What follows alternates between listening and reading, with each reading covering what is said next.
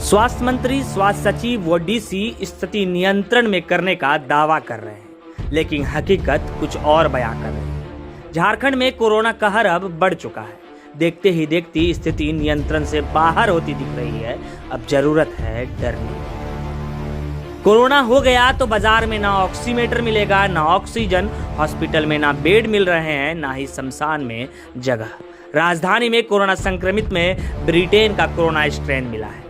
यह स्ट्रेन तेजी से लोगों को संक्रमित कर रहा है और फेफड़ा तेजी से खराब हो रहा है। इस वजह से संक्रमितों को तुरंत हाई फ्लो ऑक्सीजन की जरूरत पड़ रही है। इसके बावजूद लोग लापरवाही कर रहे हैं, बिना मास्क के घूम रहे हैं या कोरोना को हल्के में ले रहे हैं। यह जानलेवा है, क्योंकि कोरोना से बचने के लिए सारे निजी और सरकारी इंतजाम फेल हो चुके हैं। भैया पेशेंट चतरा से पॉजिटिव?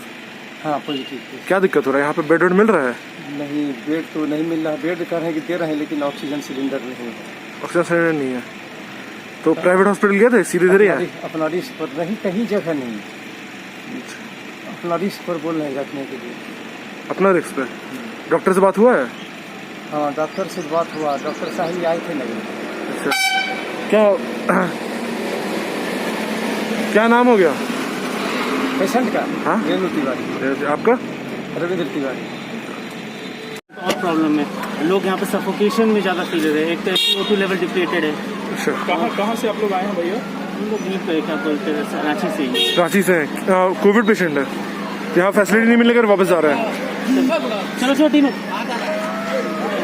एक और स्वास्थ्य मंत्री, स्वास्थ्य सचिव और रांची डीसी स्थिति नियंत्रण में करने का दावा कर रहे हैं, लेकिन दूसरी ओर सच्चाई पूरी तरह अनियंत्रित हो चुकी है। बाजार में खुलेआम ऑक्सीमीटर में मुनाफेखोरी हो रही है। माल नहीं आने का हवाला देकर ग्राहकों को लौटाया जा रहा है। मास्क, ग्लव्स और सैनिटाइजर में मुनाफाखोरी हो रही है। आम लोग बचने की ललक में लूट रहे हैं, लेकिन पूरा प्रशासन चैन की नींद सो रहा है।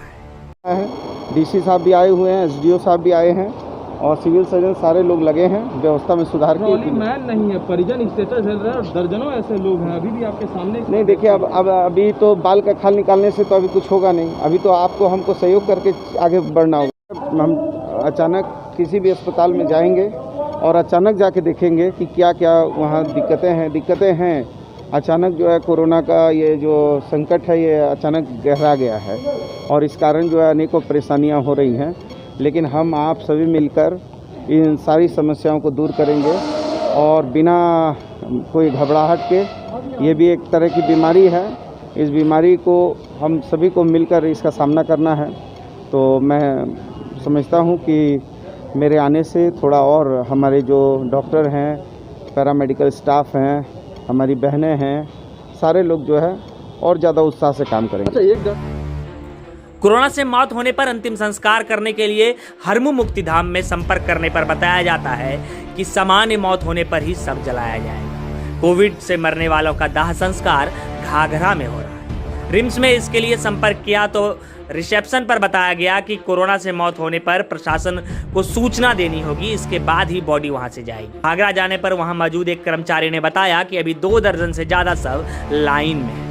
वहीं नगर निगम के मेयर आशा लकड़ा और कांग्रेस प्रवक्ता किशोरनाथ सहदेव ने लोगों को आश्वस्त किया है कि हरमू स्थित शवदाह गृह की बर्नर जल्द ही ठीक कर दी जाएगी। देखिए, स्थिति सामान्य नहीं है, ये बात हम और आप सभी जानते हैं, लेकिन सरकार पूरी तरह से संजीदा है।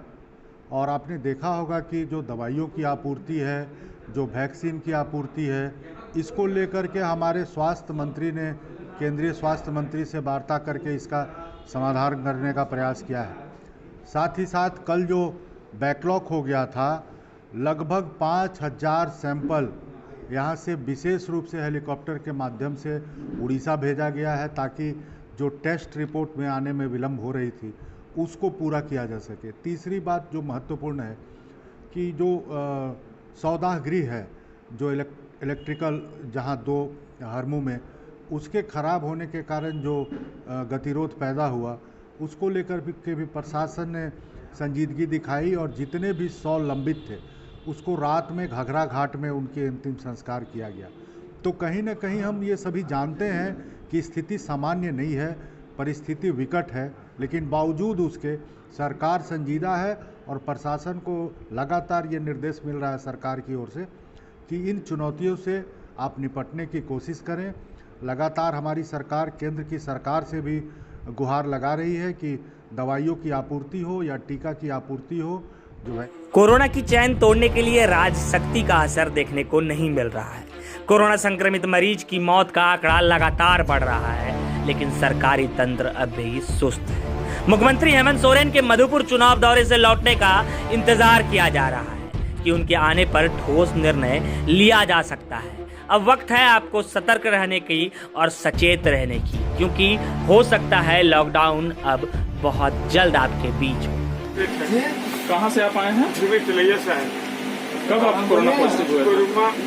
कोरोना के लिए हम गए हुए थे परसों रोज तुमचाच में सदर हॉस्पिटल में।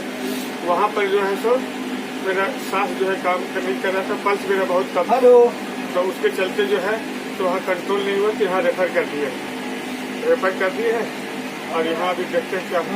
अभी एम्बुलेंस में भी सांस लेने में परेशानी हो रही है आपको? हाँ, तो अभी तो एम्बुलेंस में जब तक था यहाँ चल रहा तब तक ठीक लग रहा है, लेकिन खत्म हो गया ऑक्सीजन सिलेंडर। अभी हम लोग को बोल रहे थे जाने के लिए। रिम्स में है, रांची है, अब वहाँ पर तब तो लेकिन भर्ती नहीं ले रहा है, बेड फुल है बता रहा है। रेफर लेके आए हैं। क्या बता रहा है? 2 आदमी में 1 आदमी को रखा। सर को बोलिए। अच्छा, कितना परेशानी होता है? क्या बताया जाए, हमारे पास तो कुछ नहीं है। 2 में से 1 को ले रहा है। हाँ? बोला दोनों में से 1 को लेगा एडमिट। हाँ, एक बार फिर से नाम बताइएगा ना। कृष्ण कुमार से। ठीक।